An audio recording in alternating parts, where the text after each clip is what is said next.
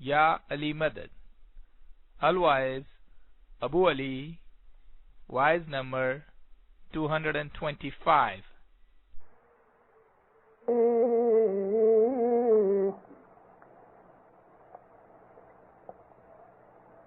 واڑی ہسے تیانی پجے ون پھل نت نوا تھا واڑی ہسے تیانی پجے ون پھل نت نوا تھا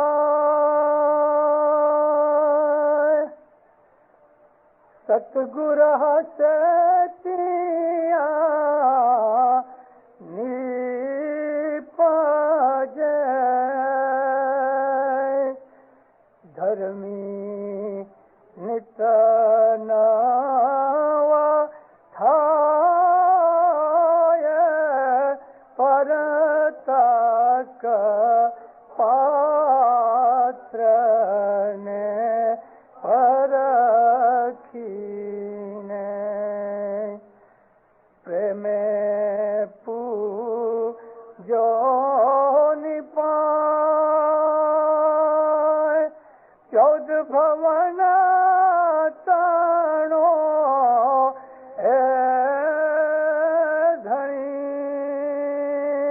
پر گھٹ چھے جو گما ہے پرتا کپاتر نے پرکھینے مولانا حضرت امام پہ صورت پڑھو مومنو اللہم صلی اللہ محمد واڑی ہسے تیاں سینچ سے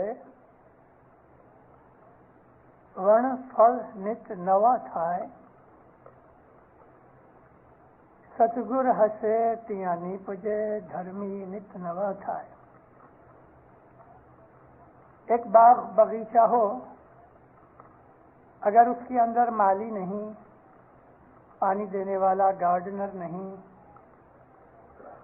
اس کی رکھوالی کرنے والا نہیں تو وہ باغیچہ سوکھ جاتا ہے برباد ہو جاتا ہے ایک باغیچے کے اندر یا کسی ہم افریقہ کی زبان میں اس کو شامبا کہتے ہیں باغ باغیچے میں پھل کے جھاڑ ہیں درخت ہیں پھول ہیں جس طرح ایک انسان کی زندگی کے اندر اس کے بدن میں سے بہت سی گندی چیزیں نکلتی رہتی ہیں بال بھی گرتے رہتے ہیں ہماری جو اسکن ہے اس کے اندر بھی لاکھوں سیلز ایوری ڈے ٹوٹتے گرتے رہتے ہیں ناخن نکلتے رہتے ہیں پسینہ نکلتا رہتا ہے ایسا ہی دیندارو ایک باغیچے کے اندر پھل پھول بگڑتے ہیں کملا جاتے ہیں سڑ جاتے ہیں تو جو باغ کا مالی ہے وہ ایک یا تو کوئی کتر لے کینچی لے یا چھری وغیرہ لے کے اس کو وہ پرون کرتا رہتا ہے کاٹتا رہتا ہے سڑی ہوئی چیزیں نکالتا رہتا ہے اور وہ پھل پھول باغ باغیچہ اچھا رہتا ہے ہرا رہتا ہے اسی طرح سے جو جماعت ہے وہ مولا کی واڑی ہے باغیچہ ہے مولا کے اس باغیچے کے اندر پھل بھی ہیں پھول بھی ہیں کانٹے بھی ہیں باغ باغیچے کے اندر جس طرح سے پھل پھول پتے وغیرہ عمر کے حساب سے سڑ جاتے ہیں جھڑ جاتے ہیں گر جاتے ہیں اور جو نہیں گرتے تو ان کو مالی کاٹ کوٹ کے صاف کرتا رہتا ہے ایسا ہی جماعت کے اندر अपना रहमत करने वाला इमाम अपनी बेहिसाब रहमत और दया से ये काम करता रहता है। और वो काम किस तरह से हैं कि हम हर रोज जमात खाने आके अपने गुनाहों की मुआफ़ी मांगते हैं। जमात जिस तरह से बागीचा है और फूल में से खुशबू आती है, फलों में से मिठास और स्वाद मिलता है, बाग बगीचे के अंदर खूबसूरत रंग होते हैं,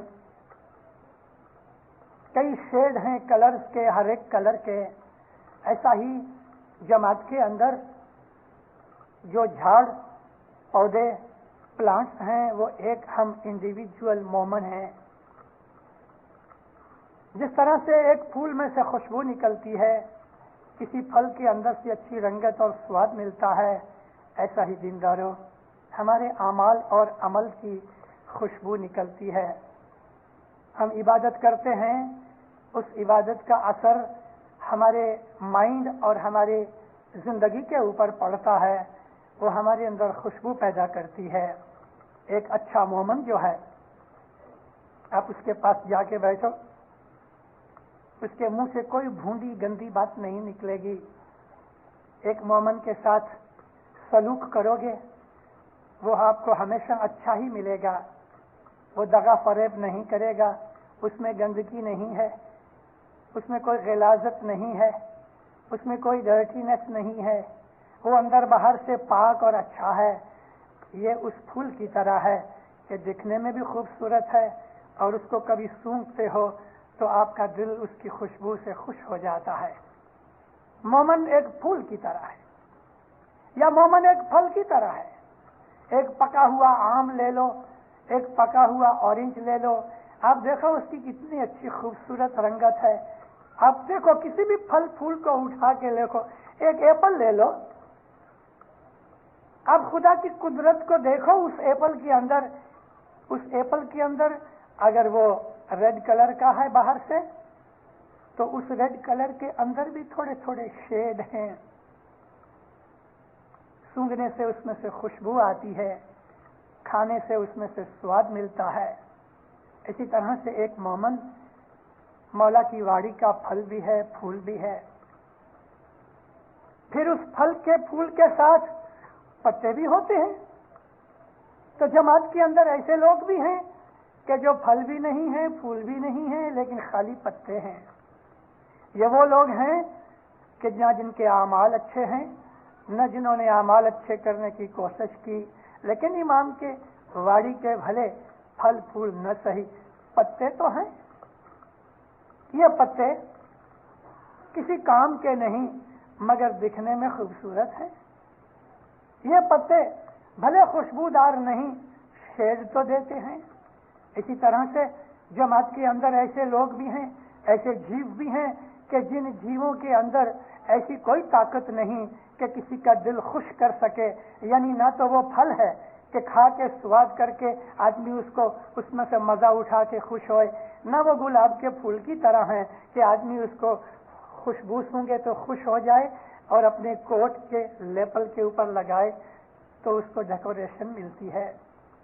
लेकिन वो लोग कि जो पत्ते की तरह हैं, उनके जीव ऐसे हैं कि जिन पे असर नहीं होता, न वो फल बन सके, न वो फूल बन सके, लेकिन फिर भी अगर वो चाहे तो शेड दे सकता है, अगर वो चाहे तो खूबसूरती दे सकता है। और उसकी वाड़ी के अंदर ये पत्ते भी काम के हैं। अब मैंने ये बात निकाली फलों की, फूलों की, पत्तों की। अभी मैं आपको इसका थोड़ा सा एक्सप्लेनेशन भी दे दूं। देखो दीनदारों, हम लोग जो इधर बैठे हैं, ये हमारा पहला जीवन नहीं। इस वक्त जो हम यहाँ बैठे हैं, हम इस जिंदगी से पहले किसी और लाइफ में थे। ये जिंदगी हमारी पहली जिंदगी नहीं। हम इसके पहले जिंदा थे, किसी और शक्ल में थे।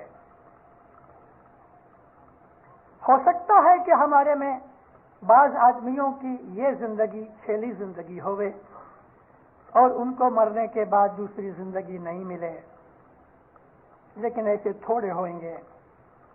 हमारे में मेजॉरिटी ऐसे लोगों की है कि जो मरने के बाद फिर पैदा होंगे। ये तबके हैं, जीव के रूह के तबके हैं। कुरान पाक में हमें इस बात के इशारे मिले हैं। खुदा ने 2-3 जगह कहा है कि ये तुम कुछ पहली बार पैदा नहीं किए गए, और ये भी कहा कि तुम लोग मरे हुए थे, मैंने तुम्हें जिंदा किया, मैं फिर तुम्हें मौत दूंगा, फिर जिंदा करूंगा। ऐसी 27 जगहों के ऊपर अल्लाह ताला ने कुरान शरीफ में 27 आयतें हैं कि जिनके अंदर हमारी जिंदगी पास्ट और फ्यूचर की जिंदगी का जिक्र किया गया है। आम मुसलमान भाई इस बात को मानते नहीं, और हमें उस चीज की कोई परवाह भी नहीं। हमारा इस्माइली मजहब जो है वो इस्लाम के शरीर में ब्रेन की तरह है, और ये लफ्ज मौलाना इमाम सुल्तान मोहम्मद शाह सल्लल्लाहु अलैहि के हैं। इमाम ने दरसलाम के अंदर एक दफा तालिका भेजा था। मौला फरमाया कि इस्लाम के बदन में इस्माइली मजहब ब्रेन की तरह है।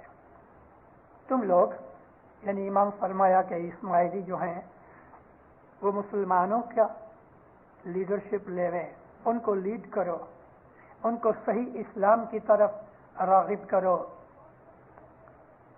वो हम कब करेंगे वो तो अभी मौला जानता है, लेकिन मुझे ये कहना था कि इस्माइली मजहब जो है वो इस्लाम के अंदर ब्रेन की तरह है, मग़ज़ है, एसेंस है। इस्लाम का एसेंस इस्माइली मजहब है। हमारा दीन इस्लाम है, लेकिन मजहब हमारा इस्माइली है। मजहब उसको कहते हैं कि दीन पे चलने के तरीके को मजहब कहते हैं। दीन के ऊपर हमारा दीन इस्लाम है, और इस दीन इस्लाम के अंदर 73 मजहब हैं, जिनको हम 73 सेक्ट्स कहते हैं। मजहब कहते हैं दीन पालने का तरीका, इसलिए हम अपने इस्माइली मजहब को इस्माइली तरीका कहते हैं। और हमारे मौला के फरमानों में बहुत दफा ये तरीके का लफ्ज आता है। हमारा तरीका हमारे दूसरे मेजॉरिटी मुसलमान भाइयों से जुदा है। हम जो समझते हैं वो लोग नहीं समझते, क्योंकि हमारे पास हर वक्त एक उस्ताद रहा, उनके पास उस्ताद नहीं रहा। वो स्कूल से भाग गए और जंगल में जाके दूसरे लड़कों की तरह, जिस तरह खेल तमाशे में उन्होंने स्कूल का वक्त निकाल दिया, हमने ऐसा नहीं किया। उन्होंने अली को छोड़कर, हमारे दूसरे मुसलमान भाइयों ने रसूलुल्लाह की आंखें बंद करने के बाद अली को छोड़कर स्कूल छोड़ दिया। वो क्लास में से गायब हो गए और भटकते रहे, उनको उस्ताद की टीचिंग नहीं मिली। वो जिधर थे वो उधर ही रहे, और ये उनकी कम नसीबी है कि उन्होंने अली का दामन छोड़ दिया।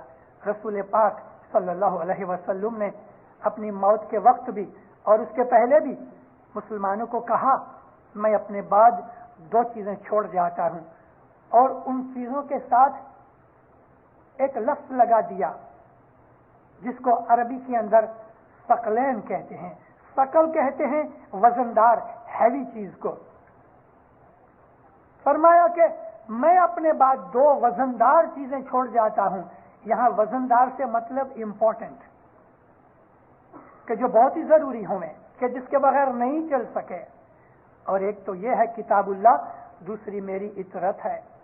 अगर तुम इन दोनों के साथ मिलकर रहोगे, इनको फॉलो करोगे, तो कभी गुमराह नहीं होगे। यूं ही नबी ने आंख बंद की, रसूलुल्लाह के आजू बाजू में रहने वाले जो बड़े सुहाबा थे, उन्होंने फौरन ही नबी की इस बात को भुला दिया। वो तो पहले से ही भूल के बैठे हुए थे। रसूलुल्लाह की वफात से पहले से ही ये प्लान बन चुका था कि जैसे ही नबी गुजर जाएंगे हम यूं करेंगे। पहले से प्लान बन गया था, और ऐसा ही हुआ। रसूलुल्लाह ने आंख बंद की, और नबी के जो टॉप मोस्ट सुहाबी थे, मैं अली को सुहाबियों में नहीं गिनता, रसूलुल्लाह के असहाब में علی کو دوسرے مسلمان صحابہ میں لیتے ہیں، میں نہیں، کیونکہ علی خود نبی کے سکسیسر ہیں، وہ صحابی نہیں، اور علی اور نبی ایک ہی ہیں، علی اور نبی ایک ہی گھر میں ایک ہی فیملی کے ہیں، اور ہم ان کو اہل بیت کہتے ہیں۔ اہل بیت کو اصحاب میں نہیں گنا جاتا، اور اصحاب کو اہل بیت میں نہیں گنا جاتا۔ اہل بیت جدی چیز ہے، اصحاب جدا چیز ہیں۔ تو جو ٹاپ موسٹ صحابی تھے، ٹاپ موسٹ جو 5-7 جنے تھے، انہوں نے حضرت عمر کی لیڈرشپ کے اندر نبی کا جنازہ بھی چھوڑ دیا، نبی کی دفن کریا بھی چھوڑ دی، نبی کی باتوں کو بھی بھلا دیا۔ میں آپ کو کہہ چکا ہوں کہ یہ پلان پہلے سے بن چکا تھا، رسول اللہ کی حیاتی میں ہی بن گیا تھا کہ علی کو تخت پہ، خلافت پہ نہیں بیٹھنے دینا، چاہے کچھ بھی ہو جائے۔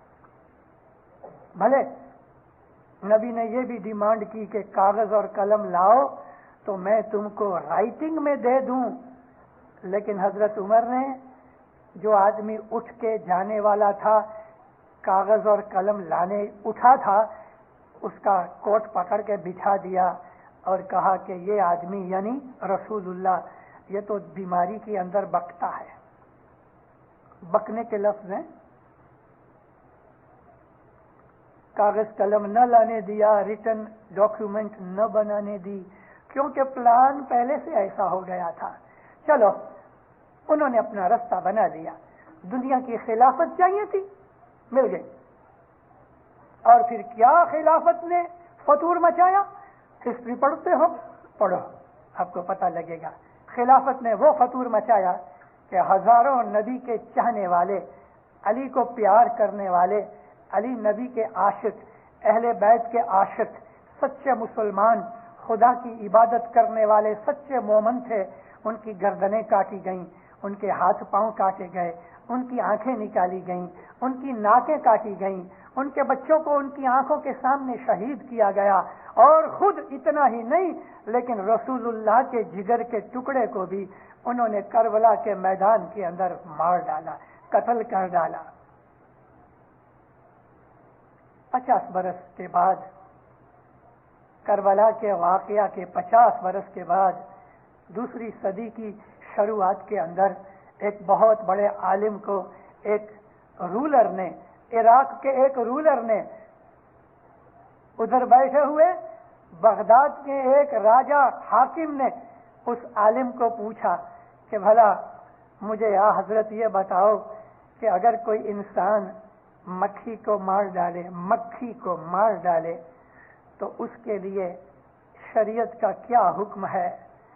کہتا ہے عراق والے مجھے مکھی کے مارنے کی اس کے لیے مسئلہ پوچھتے ہیں، فتویٰ پوچھتے ہیں کہ مکھی کو مار ڈالنے کا کیا فتویٰ ہے؟ ارے تم نے رسول اللہ کے نواسے کو مار ڈالا تو کسی نے فتویٰ نہیں پوچھا۔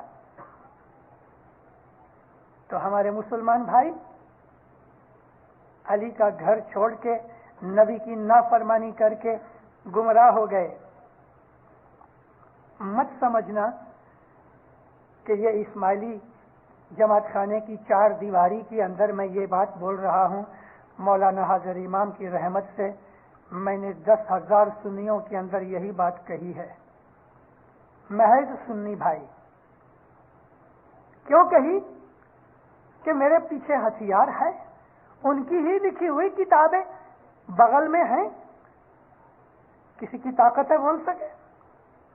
اور میں آپ کو جو چیز کہہ رہا ہوں وہ سنی سورسز میں بھی ہیں۔ گمراہ ہو گئے، لیکن ہم جو اس وقت بہت تھوڑے تھے، ہم سے میرا مطلب علی سے پیار کرنے والے، نبی کو چاہنے والے، اہل بیت سے محبت کرنے والے، خداوند عالمین کی سچی عبادت کرنے والے تھوڑے سے جو مومنین تھے، انہوں نے علی کا دامن چھوڑا نہیں۔ ان علی کے دامن میں رہنے والوں نے بڑی بڑی تکلیفیں اٹھائیں، بڑی بڑی تکلیفیں اٹھائیں، اور وہ اپنی تکلیفوں میں، اپنے امتحان میں، اپنے ایگزامینیشن میں پورے رہے۔ سب کچھ گما دیا، ایمان نہیں گمایا۔ اور خدا تعالیٰ کا تو ہمیشہ سے کام رہا، خدا اپنی عادت بدلتا نہیں، کبھی بدلے گا ہی نہیں۔ وہ اپنے مومنوں کو، اپنے عاشقوں کو ٹیسٹ کرتا رہتا ہے۔ اور پھر ذرا بھی تھوڑے سے سلپ ہو جاتے ہیں تو اس کو پھر نکال دیتا ہے. اے جی قرآن شریف کی اس اشارے کا یہ ایک جنان میں پاٹ ہے. اللہ فرماتا ہے کہ اللہ تمہیں تمہاری اولاد، مال، تمہاری بدن، تمہاری جو کچھ بھی دنیا کے اندر پوزیشن ہے اس میں تمہارا امتحان لے گا. اتھروید ماہے ام بھاکھیا شامارو تولے منی وارانو ایمان ایتیاں اوچھا کھوٹا کاڑھی ناکھشے جم تمبولی کاتری ناکھے پان. اتھروید سے یہاں مطلب قرآن پاک ہے، کیونکہ ہم کو پیر صدر جی نے کہا کہ اتھروید تو گھنیے قرآن، اتھروید ہی قرآن کا نام ہے، لیکن ہندوؤں کے اندر اسماعیلی مذہب داخل کرنے کے لیے ان کو کہہ دیا کہ دیکھو قرآن ہے وہی اتھروید ہے اور اتھروید ہے وہی قرآن ہے. اس میں یوں فرمایا اللہ نے کہ شامارو تولے منی ورنو ایمان، مومنوں کو ٹیسٹ کیا جائے گا. خدا نے تو مومنوں کو تو ٹیسٹ کرنا ہے، اس نے تو نبیوں کو بھی نہیں چھوڑا ٹیسٹ کرنے میں، ہر ایک نبی کو ٹیسٹ کیا. تو نبی سے جو چھوٹے تھے مومن تھے ان کو بھی ٹیسٹ کیا. نبیوں کا ٹیسٹ بہت بڑا تھا، مومنوں کا چھوٹا تھا. اونچے درجے کے مومن ہوتے ہیں ان کا ٹیسٹ ایسا ہی ہوتا ہے. تو فرمان کیا کہ جو خدا تعالیٰ سے محبت کرنے والے ہیں ان کا ایمان تولا جائے گا، اور پھر جو فیل ہو جائیں گے ان کو اس طرح سے ڈسکارڈ کر دے گا، اس طرح سے کاٹ کے پھینک دے گا کہ جس طرح سے ایک تمبولی پان بیچنے والا خراب رس جو پان ہوتا ہے اس کو کاٹ کے پھینک دیتا ہے. یہی بات میں نے پہلے پاٹ میں آپ کو سنائی کہ جو باغیچے کا مالی ہے وہ مالی بھی اسی طرح سے سڑے ہوئے پتوں کو کاٹتا رہتا ہے، سڑی ہوئی ڈاکھڑیوں کو توڑتا رہتا ہے تاکہ درخت جو ہے پلانٹ ہے وہ اچھا رہے، ہیلدی رہے.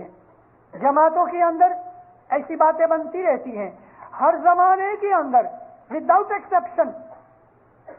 ہماری اسماعیلی جماعت رہی، ہمارا نام آج اسماعیلی ہے. مولانا شاہ اسماعیل کے پہلے ہمارا نام شیعہ تھا، شیعہ نے علی تھا، علی سے پہلے ہمارا نام کچھ اور ہوگا. ہر زمانے کے اندر ہم اسماعیلی ایک ہی گروپ رہے ہیں. جب سے دنیا بنی ساری دنیا میں ہر زمانے کے اندر جتنے بھی لوگ تھے چاہے 10 کروڑ تھے کہ 100 کروڑ تھے، لیکن انسانوں کا ایک گروپ ایسا رہا کہ جو سچے راستے کے اوپر رہے اور اس زمانے کی خدا تعالیٰ کی طرف سے ہدایت کرنے کے لیے جو نبی بھیجے گئے اس نبی کی حکم برداری کرتے رہے. انسانوں کے وہ گروپ کو ہم اسماعیلی کہتے ہیں. ہم اس گروپ سے لنک چلے آتے ہیں. ہماری لنک 1000-2000 برس کی نہیں ہے. ہر زمانے کے اندر جو سچے مومنین تھے ان کو ہمارے مذہب نے ست پنتھی کہا، چاہے وہ زمانے کی لینگویج میں کوئی بھی زبان میں ان کا نام ہوگا، لیکن ہم نے ان کو ایک نام دے دیا ست پنتھی. اور اسی کو اللہ تعالیٰ نے قرآن شریف کے اندر عباد کہا. عباد کہتے ہیں عابد کی پلورل ہے، عبادت کرنے والے. عبادت کرنے والے جو ہے وہ ہر زمانے کے اندر تھے. تو مولا علی کے زمانے کے اندر جب خلافت حضرت ابو بکر اور حضرت عمر نے جھوٹ لی، چھین لی، ان کا حق نہیں تھا، اور علی نے ان کو کہا بھی تمہارا حق نہیں، لیکن میں تلوار نہیں اٹھاؤں گا. اگر علی چاہتے تو تلوار اٹھاتے، اپنا حق مانگتے، کیا ہوتا؟ اسلام ختم ہو جاتا. دشمن یہ چاہتے تھے کہ علی اپنے حق کے لیے تلوار اٹھائے، کیونکہ اسلام قائم کرنے کے لیے اسی علی نے ہزاروں آدمیوں کو، کافروں کو اپنی ذوالفقار سے مارا ہے۔ اور معاویہ کا باپ ابو سفیان علی کے پاس گیا بھی، اے علی کہے کو اسی طرح گھر پکڑ کے بیٹھے ہو، تمہارا حق ہے خلافت، باہر آؤ، میں تمہاری مدد کروں گا، تم مجھے آنکھ کا اشارہ کرو، میں مدینے کی گلیاں اپنے سولجر سے بھر دوں۔ مولا علی کہتے ہیں او بیوقوف، او ملعون، تو مجھے بہلانے آیا ہے؟ میں تیری فطرت کو جانتا ہوں۔ یہی ابو سفیان ساری زندگی علی نبی کے سامنے لڑتا رہا، اسلام کا سب سے بڑا دشمن تھا، لیکن جب مکہ فتح ہو گیا اور یہ سب طرح کی لڑائیاں لڑ لڑ کے ہار گیا، کوئی دوسرا راستہ نہ رہا سوائے اس کے کہ یا گردن کاٹی جائے اس کی یا اسلام قبول کر لے۔ تو کافر تو موت سے ڈرتا ہے نا، موت سے ڈر گیا، مسلمان بن گیا۔ لیکن مسلمان بن گیا کلمہ پڑھ کے، دل کی کالک تو نہ گئی۔ مولا علی نے اس کو نکل دیا۔ بہت تھوڑے، اگر میں سنکھیا کہوں تو جو مجھے معلوم نہیں، لیکن جو کتابوں ہسٹری کے اندر سے معلوم ہوتا ہے تو میں نہیں سمجھتا کہ 10,000 سے بھی زیادہ سچے مسلمان مولا علی کے پیچھے ہوتے۔ ان لوگوں نے بڑی بڑی دکھ اور تکلیفیں اٹھائیں۔ ہم اسماعیلیوں نے ہر زمانے کے اندر اپنے اماموں کے حکم پہ قربانیاں کی۔ تو دینداروں، ہمارے اندر، ہماری جمعیت میں، ہماری فیملیز میں سب جیو ایک ہی لیول کے نہیں تھے۔ جو اونچی لیول کے تھے وہ پھل اور پھول کی طرح تھے کہ جو خود قربانی دے کے جماعت کو بچاتے رہے، سیوا کرتے رہے۔ ہماری جماعتوں کے اندر ہر زمانے کے اندر ایسے جیو رہے کہ جنہوں نے دکھ اٹھائے، تکلیفیں اٹھائیں، ہر حالت کے اندر جماعت کی خدمت کرتے رہے۔ ان لوگوں میں سے میں آپ کو ایک کی مثال دوں، صرف ایک کی، اس لیے کہ آپ اس میں سے کچھ سیکھ سکو۔ ابو ذر غفاری نام کے ایک آدمی تھے۔ ابو ذر غفاری مولا علی کے بڑے پیارے تھے، رسول اللہ بھی اس کو بہت پیار کرتے تھے۔ اس کے بڑے بڑے بچے تھے، بہت بڑی فیملی تھی۔ سب کو چھوڑ چھاڑ کے جب یہ رسول پاک کی خدمت میں آیا، تقریباً 55-56 برس کی عمر تھی، اور مولا کے حضور میں آ کے، علی کے حضور میں آ کے اس نے اسلام قبول کیا، اور علی نبی کی محبت اور دوستی کے اندر اس نے عبادت کی۔ رسول اکرم نے جب اس کو مسلمان بنایا تو بیعت کرتے وقت کہا، اے ابو ذر، اس بات کے اوپر میں تیری بیعت قبول کرتا ہوں کہ کچھ بھی ہو جائے حق بات کہنا۔ اس نے کہا، یا رسول اللہ، میں اس بات پہ بیعت کرتا ہوں کہ میں ہر وقت حق بات کہوں گا چاہے کچھ ہو جائے۔ اور حقیقت میں اس نے منہ میں سے نکالا ہوا وچن پورا کیا۔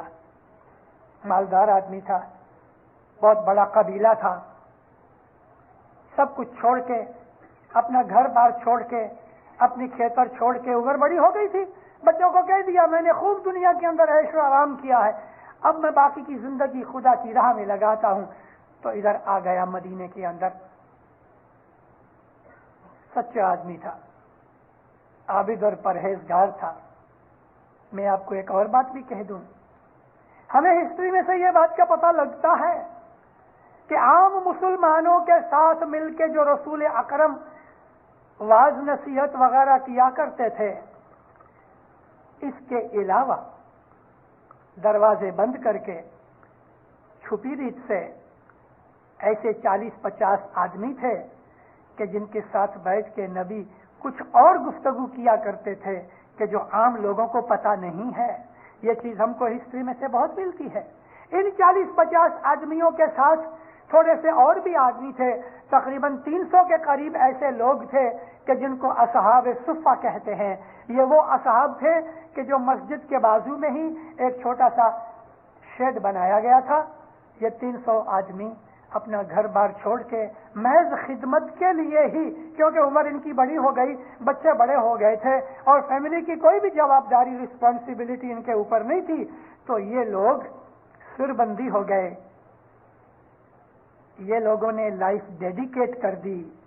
ہمارے ہاں یہ جو لائف ڈیڈیکیشن ہے، مت سمجھنا کہ 5000 شلنگ یا 5000 روپیہ لے کے ہم یہ لائف ڈیڈیکیشن دیتے ہیں، اور لائف ڈیڈیکیشن انگلش لفظ ہونے کی وجہ سے ہم کو کچھ نوائی لگتی ہے. ارے یہ لائف ڈیڈیکیشن تو رسول اللہ کے زمانے میں تھی، مسلمانوں کو پتہ نہیں ہے، صرف عالم ہسٹری میں پڑھ لیتے ہیں لیکن اس میں سے سیکھتے کچھ بھی نہیں. یہ 300 آدمی جو اصحاب صفا تھے، ان کی عمریں کافی بڑی ہو گئی تھی اور فیملی کی کوئی جوابداری نہیں تھی. انہوں نے آ کے رسول اللہ کو اپنی لائف ڈیڈیکیٹ کر دی. یا نبی، ہم آپ کی خدمت کے اندر ہے، اللہ کی غلامی کرنے کے لیے آپ ہمیں کوئی خدمت دو. تو نبی کسی کو واز کرنے کے لیے ادھر بھیجتے تھے، کسی کو کارسازی لینے کے لیے ادھر بھیجتے تھے، کسی کو زکوٰۃ اکٹھی کرنے کے لیے بھیجتے تھے، کسی کو میسج دے کے کسی اور کے پاس بھیجتے تھے. یہ اصحاب صفا لائف ڈیڈیکیشن کے ممبرز تھے. ان میں 40-50 ایسے لوگ تھے کہ جو ہائر گریڈ کے تھے. ان میں ایک یہ ابو ذر غفاری تھا. اس کے اوپر حضرت عثمان نے جو ظلم کیا، بات چھوڑ دو. حضرت عثمان تیسرے خلیفہ تھے اور وہ بنی امیہ میں سے تھے. عثمان کا دادا اور معاویہ اور سفیان کا دادا ایک تھا، بنی امیہ کے خاندان میں سے چلے آتے تھے. اس لیے اس کے دل کے اندر بنی امیہ کی جو محبت تھی، اس محبت کی وجہ سے اسلام کو بہت نقصان پہنچا. ایک اندھا پروفیسر ایجپٹ میں تھوڑے برس ہوئے گزر گیا. میں نصیبدار ہوں کہ میں ایسے شخص کو ملا ہوں. کیرو میں میں نے اس کی ایک دفعہ ملاقات کی تھی. اس کا نام طا حسین، TAH، طا حسین. اندھا تھا لیکن یونیورسٹی کا پروفیسر تھا. اس نے بڑی اچھی اچھی کتابیں لکھی ہیں اور مجھے خوشی ہے کہ اگرچہ وہ سنی تھا لیکن اس نے جو کتابیں لکھی ہیں واللہ باللہ بالکل نیوٹرل ہو کے لکھی ہیں. اس نے لکھا ہے کہ حضرت عثمان جو تھے انہوں نے ڈس آنیسٹی کی. عثمان کو اس نے اسلام کا ٹریٹر کہا ہے، جس کو ہم اردو میں غدار کہتے ہیں. اس نے کہا کہ زکوٰۃ کا مال وہ اپنے رشتہ داروں اور اپنی بیویوں کے اوپر خرچ کرتے تھے، زکوٰۃ کا مال. تو اس حضرت عثمان نے ابو ذر غفاری کو لکڑیاں ماری. کیوں ماری؟ جب انہوں نے بیت المال کا مال یعنی زکوٰۃ کا مال، دسوند کا پیسہ اپنے رشتہ داروں اور اپنی بیویوں کے زیور اور داغینے خریدنے میں خرچ کرنا شروع کر دیا، کوئی نہ بولا، ابو ذر غفاری میں بولا. اور ابو ذر غفاری نے وعدہ کیا تھا کہ یا نبی میں حق پہ رہوں گا، سچ بولوں گا. اس نے پرواہ نہ کی خلیفہ کی، اور جب خلیفہ کو کہا تو خلیفہ نے لکڑیاں ماری. لکڑیاں کھا کے بھی اس نے کہا کہ اے خلیفہ، میں نے جو کہا ہے وہ سچا ہے، چاہے تو مجھے مار ڈالے. اس نے اس کو اونٹ کے اوپر بٹھا کے معاویہ کے پاس بھیج دیا. اور وہ اونٹ کے جو کارگو کا اونٹ تھا، سواری والا اونٹ نہیں تھا، دونوں ٹانگیں زخمی ہو گئیں. معاویہ نے وہاں رکھا، اس کو تنگ کیا، مارا پیٹا اور پھر اس کو واپس عثمان کے پاس بھیج دیا. عثمان نے پھر مارا پیٹا اور اس کو جنگل کے اندر اکیلا چھوڑ دیا، جہاں بالکل بھوکے پیاسے، کوئی بھی شیڈ کے بغیر ڈیزرٹ کے اندر ابو ذر غفاری مر گئے. میں ڈیٹیلز نہیں دے رہا آپ کو، لیکن میں جب یہ ساری ڈیٹیلز پڑھتا تھا تو صدمے سے روتا تھا کہ مولا کے عاشقوں کو دنیا میں کتنی تکلیفیں ہوتی ہیں. اب واڑی کی طرف واپس آؤ. پکا ہوا آم درخت کے اوپر لگا ہے. लड़के आते हैं, एक पत्थर उठाते हैं और उसको मार के तोड़ लेते हैं, खा जाते हैं। ये आम अपनी जिंदगी बर्बाद कर लेता है, खत्म करता है, लेकिन उस लड़के के पेट में खुशबूदार ताकत देने वाला विटामिन से भरा हुआ रस बेचता है। एक मोमन दुनिया के अंदर कुछ काम करता है, किसी के काम आता है। मोमन के अंदर सेल्फिशनेस नहीं होती। मोमन दुख उठा के भी दूसरे का भला करता है। मोमन दुख उठा के भी उस आम की तरह, पत्थर खा के आम जख्मी हो गया, लड़के ने पकड़ के उसको चूसना शुरू कर दिया। फिजिकल जिंदगी उस आम की खत्म हो गई, लेकिन उसकी कुर्बानी देखो कि ये खुशबूदार रस बच्चे को ताकत देता है, बच्चे को पोषण देता है। उसको मोमन ऐसे होते हैं कि जो दूसरों को हमेशा उठाते रहते हैं, पालते रहते हैं। गटपाट के एक गिनान है, बैठा गिनान, उसके अंदर एक लफ्ज है, एक पाठ का छोटा सा टुकड़ा है। हे जी सतनारे साधु धर्म ना बेलिया, सतना साधु धर्म ना बेलिया। ईमान के जो साधु हैं, जो सच्चे मोमन हैं, वो धर्म को प्रोटेक्ट करने वाले उसके साथी होते हैं कि धर्म को किस तरह फायदा पहुंचे, दीन की इशायत किस तरह से होवे, हक किस तरह से फैलता रहे। दुनिया के अंदर जिस तरह शैतान का ये काम है कि वो खुदा के खिलाफ बदियां फैलाता रहे, गंदगी फैलाता रहे, अधर्म फैलाता रहे, नास्तिकवाद फैलाता रहे। अरे दीनदारों, उस शैतान के सामने ये अल्लाह की फोर्स है जिनको हम आबिद कहते हैं, मोमन कहते हैं, हक परस्त कहते हैं, कि वो शैतान के इस प्रोपेगेंडा और उसके ताकत के विरुद्ध में दीन फैलाते रहते हैं, नेकियां फैलाते रहते हैं, अच्छाइयां फैलाते रहते हैं, दुख उठाते रहते हैं, खुदा ताला के रास्ते में लड़ाई लड़ते रहते हैं शैतान के विरुद्ध में। इसी का नाम अल्लाह ताला ने कुरान शरीफ में जिहाद लिखा है। ये ईरान जो आज लड़ रहा है उसको वो कहते हैं जिहाद है। अरे तुम तो मुसलमान को कत्ल कर रहे हो। इराक वाले ईरान को कत्ल करते हैं तो कहते हैं ये जिहाद है। ईरानी है वो इराकियों को कत्ल करता है तो कहता है जिहाद है। क्या ये खुदा की लड़ाई है कि मुसलमान मुसलमान को मारे?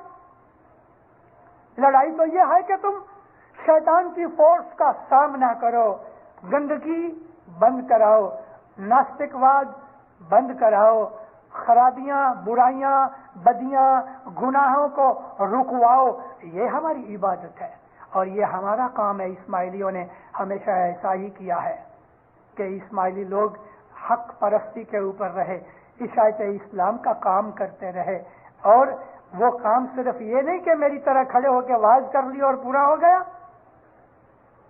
बल्कि वाज करने वाला, इबादत करने वाला, उस आदमी का अंदर बाहर एक जैसा होता है। एक इबादत करने वाला जो आदमी है वो इबादत करे, वाज करे, नसीहत करे, नेक नसीहत करे, किसी की मदद करे, किसी की खिदमत करे, मगर उसके साथ उसका ज़ाहिर बातुन एक होना चाहिए। हम इस्माइली मजहब के अंदर आके हमारी दुआ बंदगी जो जमात खाने के अंदर है, या बहुत से भाई बहन सुबह आते हैं तो ये समझ लेते हैं कि हमारा मजहब पूरा हो गया। दीनदारों, इतना काफी नहीं है। आप 3 वक्त की दुआ पढ़ लो, इतना काफी नहीं। ये तो बच्चे भी करते। आप हर रोज जमात खाने आ जाते हो, इतना काफी नहीं। काफी से ज्यादा हमारी मेहनत ये होनी चाहिए कि हमारा मजहब मजबूत हो, हमारा ईमान मजबूत हो। जो जमात खाने नहीं आता उसको लेके आओ, लेकिन खुद आवे तो हम किसी को कह सके कि तुम जमात खाने आओ। मैं ही जमात खाने नहीं आता तो मैं दूसरे को क्या लाऊंगा? हमारा ईमान मजबूत होना चाहिए और हम दूसरों के ईमान को मजबूत करें। मजहब का फैलावा ये है, इसका नाम है जिहाद, जिसको हम दीन की लड़ाई कहते हैं, जिसको हम रिलीजियस वॉर कहते हैं। खुदा की लड़ाई, खुदा की लड़ाई ये है, नेकियां फैलाओ, नेकियां करो, बदियों को रोको और खुद भी बदी ना करो। अब दीनदारों, इतनी बातें कर लेने के बाद मैं आपको किसी और साइड पे ले जाना चाहता हूं। वो साइड ये है कि इसी पाठ के अंदर कि जमात मौला की वाड़ी है, जो हमेशा माली के साथ, माली की मदद और देख रेख के नीचे वाड़ी बगीचा हरा भरा रहता है। तो फरमाते हैं इसी तरह से जमात वाड़ी है और गुरु पीर जो है वो हमेशा नवे नवे धर्मी बनाता रहता है। धर्मी नित नवा थाए। हम जरा सुस्त हो जाते हैं, कोई तालिका आ जाता है, कोई मिशनरी आ जाते हैं, कभी खुद खुदावंद मौलाना हजर इमाम आ जाते हैं, तो हमारा ईमान फिर से ताज़ा हो जाता है। जिस तरह पानी के छींटे डालने से ग्रीनरी हरी फ्रेश हो जाती है, वेजिटेशन के ऊपर पानी के छींटे डालो फ्रेश हो जाती है, ऐसा ही आवाजें जो हैं वो पानी के छींटे हैं, गिनान है वो पानी के छींटे हैं, फरमान है वो पानी के छींटे की तरह है। आवाज तो आप समझते हैं, फरमान भी समझते हैं, लेकिन एक कम नसीबी हो गई गए 25-30 बरस के अंदर कि दिन ब दिन हमारे लोगों के अंदर गिनान से प्यार घट गया। एक वजह तो ये कि भाषा गुजराती घट गई और गुजराती जबान भूलते जाते हैं, इस वजह से हमने गिनानों को समझना भी भुला दिया। दूसरी कुछ और भी फिजिकल वजह हो गई कि बाज़ जगह के ऊपर गिनानों के साथ दुश्मनी की गई, गिनानों को मिटाने की कोशिश की गई, गिनानों के हाथ पांव काटने की कोशिश की गई, गिनानों को जलाने की कोशिश की गई, गिनानों का मुंह बिगाड़ने की कोशिश की गई। किसी ने गिनान का नाक काट डाला, किसी ने गिनान की आंखें निकाल डाली, किसी ने गिनान के कान काट डाले, किसी ने कोई उंगली काट डाली, और इस तरह से आहिस्ता आहिस्ता गिनानों के शब्दों में भी फेरफार हो गए, गिनानों के बोलने में फेरफार हो गए, गिनानों के राग रंग में फेरफार हो गए। लोगों के अंदर से गिनानों की समझ घटती गई और गिनानों में जो छुपा हुआ खजाना था वो जमीन के अंदर इस तरह से पड़ा रहा कि जैसे एक छोटी सी लोहे की पेटी में हीरे जवाहरात रख दो और उसके ऊपर थोड़ी मिट्टी डाल दो, आहिस्ता आहिस्ता आहिस्ता आहिस्ता धूल मिट्टी बढ़ती गई, और जैसे जैसे धूल मिट्टी बढ़ती गई तैसे तैसे वो खजाने की पेटी नीचे नीचे नीचे दफन होती गई। गिनानों की ये खजाने की पेटी रोज बरोज धूल मिट्टी में दफन हो रही है, और हम लोग उस चीज से महरूम हो गए कि जिस चीज के लिए हमारे इमाम ने इशारा किया कि इस प्रणालिका को जो वंडरफुल है संभाल के रखो, सिर्फ तुम अपने लिए ही नहीं, उन नस्लों के लिए, उन जनरेशन्स के लिए येट टू बी बॉर्न। हजर इमाम ने कहा जो नस्लें, जो बच्चे अभी तक पैदा नहीं हुए, उनके लिए ये गिनानों का खजाना संभाल के रखो। मगर हमने गिनानों से दुश्मनी की।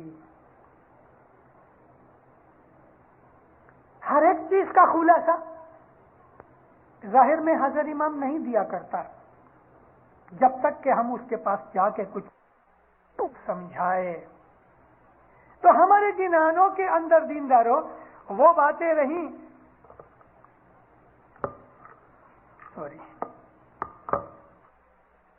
वो बातें कि जो हमको जिंदगी गुजारने के लिए मौत के पहले और मौत के बाद की हमारी जिंदगी के लिए जो जरूरी चीजें थी हमको गिनानों में से मिलती हैं। मैं आज आपको, अभी मैंने कहा, एक दूसरी साइड की तरफ ले जाना चाहता हूं। 2-1 बरस पहले मैं यहां आया था। इसके पहले मैं 79 में आया था। 79 और 82 मेरी दोनों मुसाफरियों में कनाडा के अंदर मैंने जमातों का ध्यान खींचा है। आज मैं तीसरी दफा रिपीट करता हूं, मगर कुछ और भी कहना चाहता हूं। हजर इमाम ने اس کے جو لفظ ہیں وہ کبھی میں لفظ آپ کو کہوں. مولا فرمایا کہ جب یوگانڈا کی اندر خراب حالت ہو گئی اور ایشینز کو ایدی امین نے نکل جانے کے لیے حکم کیا تو ماں باپ کہتے ہیں I took a calculated risk. اس نے بھی پلان پہلے سے بنا رکھا تھا کہ کینیڈا کے اندر میری جماعت جائے گی. افریقہ میں امام سلطان محمد شاہ صلی اللہ علیہ نے 51-52 کے اندر فرمان بھیجے کالی کے مبارک سے کہ تم لوگ کانگو جاؤ، اور پھر فرمایا کہ کانگو ایسٹرن سائڈ میں نہیں، اٹلانٹک تک پہنچو. پھر ایک تالیکہ بھیجا اور اس بات کے لیے ریمائنڈ کرایا اور فرمایا کہ میں فیوچر میں تم کو کہوں گا، ایسا بھی ہوگا کہ تم کو کہوں گا کہ کراس دی اٹلانٹک. اس 51 کی سال کے اندر بہت سے لوگ خاص طور پہ تنزانیہ سے کانگو گئے، کچھ رہ گئے، کچھ واپس آ گئے. چلو کانگو کے اندر جماعت بڑی ہو گئی، لیکن امام جو چاہتے تھے وہ نہ ہوا، کیونکہ ہم امام کی بات کو سمجھے نہیں. اور اس وقت کانگو میں، بیلجین کانگو میں جا کے جو دکھ تکلیفیں، ایک تو زبان کی اور دوسرے ادھر کے حالات کی، ہماری میجورٹی لوگ واپس چلے آئے. کوئی اوزمبورا تک جا کے چلا آیا، کوئی برونڈی کے اندر اوپر کسی اور جگہ چلا گیا اور واپس چلا آیا، کوئی بکاوو تک گیا اور واپس چلا آیا. تھوڑے سے لوگ تھے کہ جو کنشاسا تک پہنچے. اگر ہم اس وقت امام کی بات کو سن کے عمل اگر کرتے تو دینداروں ہمیں، یعنی ہم کو، جماعت کو تکلیفیں کم ہوتی. ہم نے مانا نہیں، اب کیا ہو گئے؟ تو مولا انتظار کرتے رہے، انتظار کرتے رہے، انتظار کرتے رہے. آخر وہ وقت آ گیا کہ اس نے وہ کیلکولیٹڈ رسک لیا اور ہم کو ادھر بھیج دیا. بہن بھائی ہمارے کینیڈا میں آ گئے. وسطی بڑھتی گئی بڑھتی گئی، الحمدللہ کافی بڑی جماعت ہو گئی. لیکن یہ جماعت ابھی بھی چھوٹی ہے، یہ جماعت آج بھی چھوٹی ہے. ہم اس وقت جتنے ہیں ان سے 3 گنا زیادہ جماعت ہم کو ادھر چاہیے، اور انشاءاللہ ہوگی. میری آج کی بات بہت امپورٹنٹ ہے. امپورٹنٹ اس لیے ہے کہ میں ابھی وہ بات کرتا ہوں کہ جو شاید آپ کے مائنڈ میں کبھی نہیں ہوگی یا کسی نے آپ کو نہیں کہا ہوگا، مگر میں اپنا فرض پورا کر لوں. کبھی نہ کبھی 10-20 برس کے بعد کوئی یاد کرے گا کہ میں نے آپ کا دھیان کھینچا تھا. میں نے اپنی وعظوں کے اندر گئے 5-7 سال سے یہ کہنا بھی شروع کیا ہے، افریقہ میں بھی ادھر بھی، کہ وہ زمانہ نزدیک آ رہا ہے کہ جب امام زمان کو دنیا میں ایک زبردست لڑائی لڑنی پڑے گی. شاید یہ جوما نہ بھی ہوئے، دوسرا جوما ہوگا، شاہ کریم کا جوما نہیں ہوگا، تو امام قاسم شاہ کا شاید زمانہ ہوئے.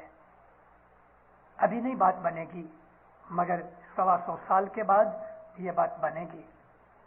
ہمارے پیروں نے جو گنانوں میں لکھا ہے وہ سچ لکھا ہے، اور میں نے گنانوں کے اوپر جو کچھ بھی ابھی تھوڑے سے میں نے ریمارکس کیے ہیں، اس میں میرا مقصد تھا، اور وہ مقصد ابھی کہتا ہوں آپ کو. ہم کو 900,000 برس سے یہ چیتونی دی گئی کہ آہستہ آہستہ آہستہ دنیا کے اندر ناستک واد، گناہ، بدماشی، شیطان پنا، ایول چیزیں بڑھتی جائیں گی، بڑھتی جائیں گی، بڑھتی جائیں گی، یہاں تک بڑھ جائیں گی کہ دنیا میں مٹھی بھر سچے مومن رہیں گے. دنیا میں جینا مشکل ہو جائے گا. جو سچے مومن ہوں گے وہ دعائیں کریں گے کہ اے اللہ اب دنیا میں نہیں رہا جاتا، ایسی حالت ہو جائے گی. اور ہمارے پیروں نے اتنا بھی کہا ہے کہ 2.5% दुनिया के अंदर दुनिया की आबादी का हिसाब करो तो 2.5% ही सच्चे नेक और मोमन होंगे।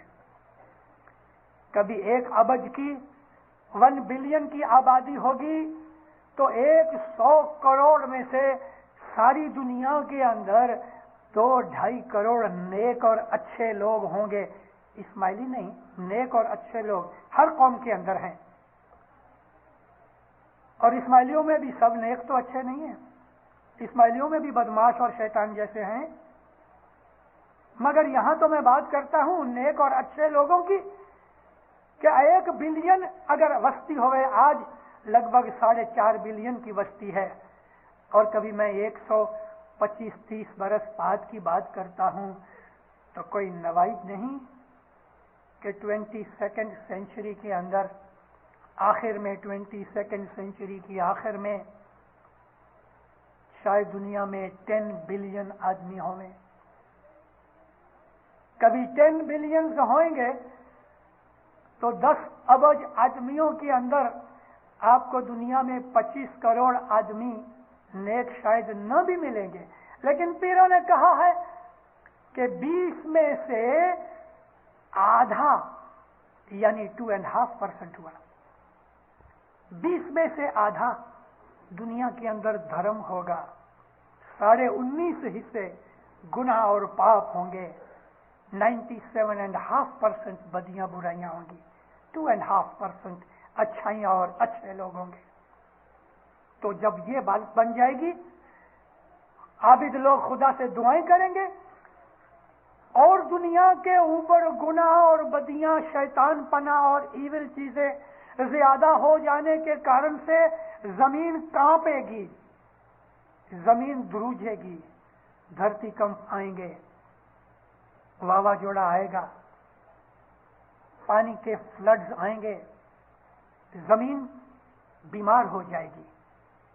जिस तरह बीमारी में पसीना निकलता है, ऐसा जमीन के ऊपर फ्लड्स आएंगे। बीमारी के अंदर बदन कांपता है, जमीन के अंदर जलजले आएंगे, जिसको हम अर्थक्वेक्स कहते हैं। किसी किसी जगह जमीन अंदर की आग बाहर निकालेगी, जिसको हम वोल्केनिक फोर्सेस कहते हैं।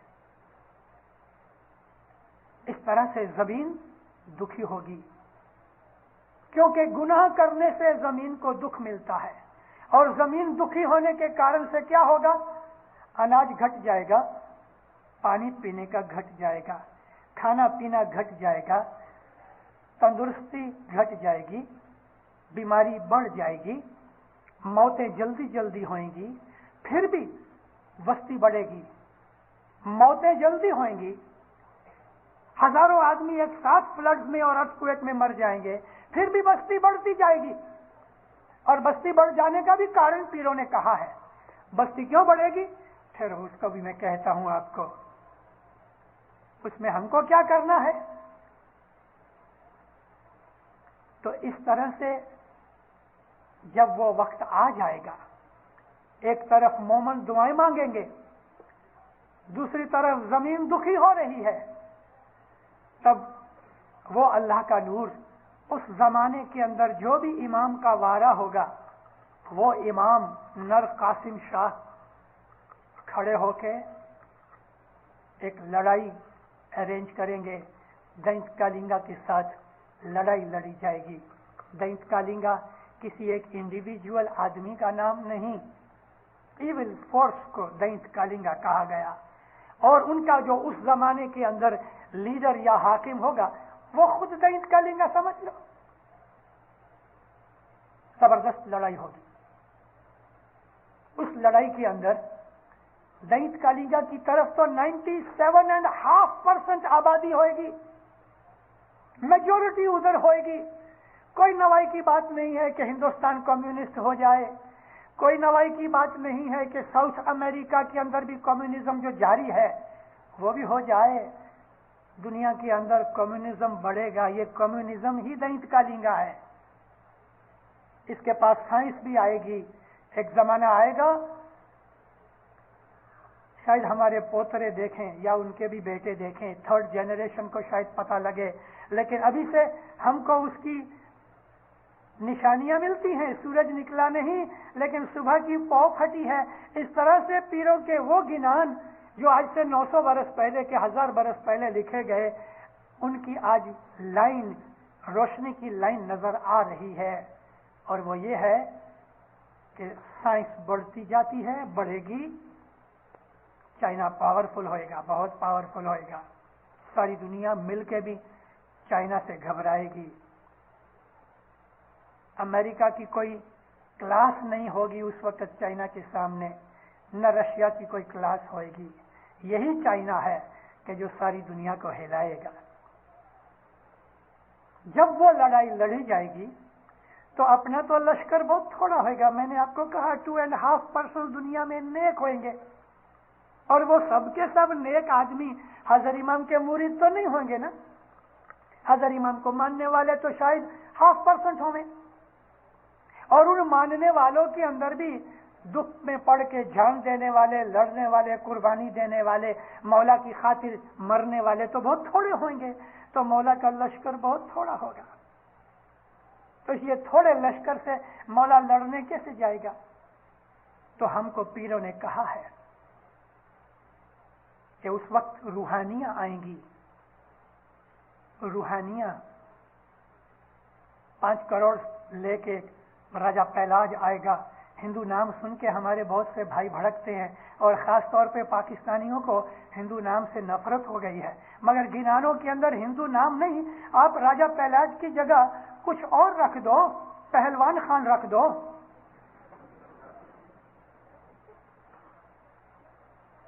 हरिश्चंद्र कहते हो तो उसकी जगह हुरमत खान कर दो। हमको नाम से कुछ बात नहीं, मगर उसके अंदर छुपी हुई बात को तो समझो। युधिष्ठिर को यार खान कह दो। तो राजा पहलाज 5 करोड़ लेके आएंगे, राजा हरिश्चंद्र 7 करोड़ का लश्कर लेके आएगा। युधिष्ठिर के साथ 9 करोड़ रूहानियां होंगी। ये 33 करोड़ रूहानियां भी सदरुद्दीन के भी 12 करोड़ साथ हैं। तो फिर कहते हैं कि ये सब रूहानियां आएंगी, 4 युग की रूहानियां आएंगी। हम लोगों को नवाई लगती है। कुरान पाक अल्लाह फरमाता है, ऐ मोहम्मद याद कर अपनी उस बात को कि बदर की लड़ाई में तेरे पास थोड़े से आदमी थे। बदर की लड़ाई में हुई पहली लड़ाई इस्लाम की, जिसमें 313 मुसलमान थे, 1050 काफिर थे, और सारे अरबस्तान के अंदर माने हुए मशहूर योद्धे उधर थे बनी उमैया के। 313 मुसलमान थे जिनके 3 आदमियों के पास तलवारें थीं, सिर्फ 3। घोड़ा तो एक आदमी के पास नहीं था। कई आदमियों ने लड़ने के लिए लोहे के डंडे उठाए, किसी ने लकड़ी उठाई, किसी ने झोली में पत्थर भर लिए, और कुछ ऐसे भी थे कि ऊंट के पांव की हड्डी लेके आए लड़ने के लिए बदर की लड़ाई में। तो अल्लाह कुरान शरीफ में फरमाता है, मोहम्मद याद कर कि बदर की लड़ाई में हमने 3000 फरिश्ते भेजे तुम्हारी मदद करने के लिए, जिनको तुम नहीं देखते थे लेकिन काफर देखते थे। वो फरिश्ते जो अल्लाह ने मुसलमानों की मदद के लिए भेजे, अल्लाह फरमाता है कि मुसलमानों को फरिश्ते नजर नहीं आते थे लेकिन काफरों को नजर आते थे। बदर की लड़ाई में अगर खुदा ने फरिश्ते भेजे थे तो हमको नवाई लगती है कि उस बड़ी लड़ाई के अंदर रूहानियां आएंगी। इन्हीं रूहानियों को फरिश्ते कहते हैं ना। रूहानियां आएंगी सिर्फ बदर की लड़ाई में नहीं, खंदक की लड़ाई में भी अल्लाह ने फरमाया मैंने फरिश्ते भेजे थे। इस्लाम की लड़ाइयों में खुदा ने रूहानियां भेजी थी मुसलमानों की मदद करने के लिए। यहां भी ऐसा होगा कि जब इमाम ज़मान, उस जमाने का इमाम, जब ये जबरदस्त लड़ाई लड़ेगा, दैत कालिंगा को दुनिया में खत्म करने के लिए उठेगा, जिसको क्रिश्चियन लोग ख्याल कर रहे हैं कि जीसस वापस आएगा, हिंदू कहते हैं नकलंकी अवतार जाहिर होगा कि जो दुनिया में से अधर्म मिटाएगा, और ये मुसलमान किसी मेहदी का इंतजार करते हैं। अरे वो यही होएगा जो आज हमारे पास बैठा है, जिसको लोगों ने पहचाना नहीं लेकिन हम जानते हैं कि कौन आएगा। उस वक्त 4 युग की रूहानियां यानी फरिश्ते, वो मोमन के जो गुजर चुके हैं आमाल अच्छे करके, इबादत करके और फरिश्ते बन गए हैं, आलम रूहानी के अंदर हैं, उन फरिश्तों को, उन रूहानियों को खुदा हुक्म करेगा कि दुनिया पे जाके मोमिनों की मदद करो। और ये जो पीरों ने लिखा है कि 33 करोड़ देवता या रूहानियां आएंगी, तो वो कोई झूठी बात नहीं है, वो आएंगी। और दीनदारों, कई रूहानियां, वो रूहानियां कई उस वक्त रूहानी आलम में आएंगी, लेकिन कई बड़ी बड़ी रूहानियां दुनिया में जन्म लेंगी। दुनिया में जन्म लेने की बात जब आई तो अल्लाह ताला ने एक जगह यह भी कहा है कि इंसानों की मदद के लिए हम जो दुनिया के अंदर नबी भेजते हैं, तो कभी कभी हम फरिश्तों में से नबी बना के भेजते हैं।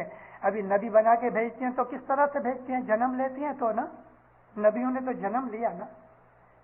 अल्लाह ताला कुरान पाक में फरमाता है कि बहुत से फरिश्तों को हमने नबी बना के भेजा, तो वो फरिश्तों ने जन्म लिया, इंसानी रूप में पैदा हुए। तो कभी आज हम ये बात माने इसी तरह से जैसे अल्लाह फरमाता है, अगर हमको पीर कहे कि वो बहुत सी बड़ी बड़ी रूहानियां दुनिया में जन्म लेंगी, तो कोई नवाई नहीं, क्योंकि अल्लाह ने कुरान में उस चीज का इशारा किया है। तो मोमिनो, उस चीज के लिए इंतजार करो। भले हमारी 3rd या 4th जनरेशन में वो बात बनेगी, लेकिन आज हमको क्या चाहिए? आज ये चाहिए कि हम इमाम ज़मान के मजहब की मदद करने के लिए जो कुछ हमसे बन सके हम करें। देखो, कनाडा के अंदर इतनी बड़ी धरती है। एक तो कनाडा की खुद की कनाडा की वस्ती जो है बहुत कम है, हार्डली 23 मिलियन है। दूसरा, हम इधर आए हैं, हमारी नवी जमात इधर बनी हुई है। मोमिनो, कनाडा की जमात को बहुत काम करना है। नेक्स्ट 100 इयर्स, बल्कि इससे भी ज्यादा, कनाडा की जमात को बहुत काम करना पड़ेगा। कनाडा की जमात के ऊपर बड़ी बड़ी जवाबदारियां आएंगी। सारी दुनिया के इस्माइलियों की लीडरशिप कनाडा जमात को लेनी पड़ेगी। इसलिए मैं आज इतनी बातें करने के बाद मैं एक और इशारा करता हूं कि अपनी जमात के अंदर ऐसा मत करो कि हमारी औलाद ना होवे। हर एक इस्माइली फैमिली को कम से कम 1-2 बच्चे जरूर पैदा करने चाहिए, ताकि वो रूहानियां जो दुनिया में आने वाली हैं, उनको आने के लिए हम मदद रूप बने। उन रूहानियों को पैदा होने के लिए चांसेस दो। बर्थ कंट्रोल जब तक के बहुत जरूरत ना हो मत करो।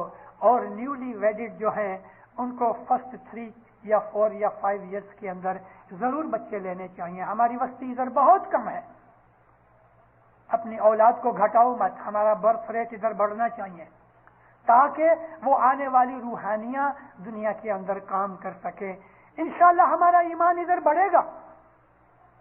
इधर बहुत अच्छी अच्छी रूहानियां पैदा होंगी, बहुत अच्छे अच्छे मोमन पैदा होंगे, आबिद होंगे, आलिम होंगे, पावरफुल रूहानियां होंगी। मगर हमको उनके लिए भी मदद करनी है। एक तो ये है, जैसा मैंने आपको कहा, कि हमारा बर्थ रेट ज्यादा होना चाहिए। दूसरा ये है कि इबादत ज्यादा करो, अपनी फैमिली लाइफ मजबूत करो। मैंने पहले ही अपनी आवाज जो इधर डॉन मिल्स में की, इसी दफाई के मुसाफरी में, मैंने इसके ऊपर जोर दिया कि बहुत अफसोस की बात है कि गए 10-12 साल में कनाडा के अंदर हम इंडिया, पाकिस्तान और मेजॉरिटी अफ्रीका के लोग आए हैं। हमारी इधर आके फैमिली लाइफ बिगड़ गई है। मियाँ बीवी लड़ते हैं, महीना 2 महीने शादी भी नहीं चलती। इधर आके हमारे तिलाक ज्यादा हो गए। ये चीज जाहिर करती है कि हम अपने इस्माइली मजहब को समझे नहीं। हमारे अंदर सेल्फिश बना आ गया है, औरतों में भी मर्दों में भी। अकेला रहना ज्यादा पसंद करते हैं, जो हमारे मजहब के खिलाफ है। अपनी फैमिली लाइफ को अच्छा करो, अपनी मैरिज लाइफ को मजबूत करो, अच्छा बनो। हमारे अंदर से बदियां बुराइयां दूर होनी चाहिए और अपने मजहब को समझ के हमें अपना मजहब मजबूत करना चाहिए। हमारी जमात को मजबूत बनाना चाहिए। एक टूटी हुई ईंट होवे, اس کو ہم چنتر کے اندر کنسٹرکشن میں یوز نہیں کرتے. اسی طرح سے ایک انڈیویجول اسماعیلی اگر وہ خراب ہے تو ساری جماعت کی کنسٹرکشن کے اندر وہ ٹوٹی ہوئی اینٹ کمزور ہوئے گی. ہر ایک انڈیویجول اسماعیلی کو اپنے آچار وچار عمل اعمال میں بیہیویئر میں کیریکٹر میں تھنکنگ میں عبادت میں بندگی میں مضبوط ہونا چاہیے. ایک ایک انڈیویجول ایک ایک اینٹ کے برابر ہے اور ہماری جماعت ایک محل کی برابر ہے, ایک اعلیٰ درجے کی زبردست کولوسل بلڈنگ کے برابر ہے کہ جس کو ہمیں ریپیئر کرنا نہیں بلکہ نوے سر سے بنانا ہے. اور ہم اسی طرح نوے سر سے بنائیں گے. اگر آج ہماری اس وقت کی 1985 کی جماعت اگر مضبوط نہیں بنے گی تو 2000 کے بعد کی جماعت کمزور ہو جائے گی. ہمیں مضبوط کرنا ہے. تو یہ امام کی واڑی ہے, یہ حضرت امام کا باغیچہ ہے, یعنی جماعت حضرت امام کا باغیچہ ہے. اور حضرت امام نے نئی زمین خرید کے نوے سر سے ادھر نرسری بنا کے نوے سر سے ادھر چھوڑ لگائے, باغیچہ بنایا, پھل پھول لگائے. اس کو کھاتر کی ضرورت ہے, اس کو پانی کی ضرورت ہے, اس کو ہر طرح کی پوشن کی ضرورت ہے تاکہ یہ درخت مضبوط بنے اور اچھے اچھے خوبصورت پھل لگے.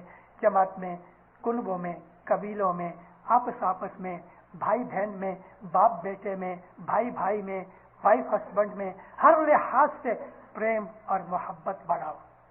ایک دوسرے کی مدد کرو. ایک دوسرے کے لیے دکھ اٹھانا پڑے, ارے بڑی خوشی سے اٹھاؤ, کبھی اس کا بھلا ہوتا ہے. اس آم کو یاد کرو جس کا میں نے ابھی داخلہ دیا ہے کہ آم خود مٹ جاتا ہے لیکن دوسرے کا پیٹ بھرتا ہے, اس کو سکھ اور خوشی اور طاقت دیتا ہے. ہمارا حال ایسا ہے. مولا آپ کو سکھی آباد کرے, ایمان کی سلامتی دے وے, حقیقتی سمجھ دے وے, دین دنیا میں آبادی دے وے. مولا نیک امیدیں پوری کرے, دس سکریت میں پورا رکھے. مولا فرمان بردار مومن بناوے. مولا اپنی معرفت دے وے. مولانا حاضر امام روحانی قوت زیادہ کرے.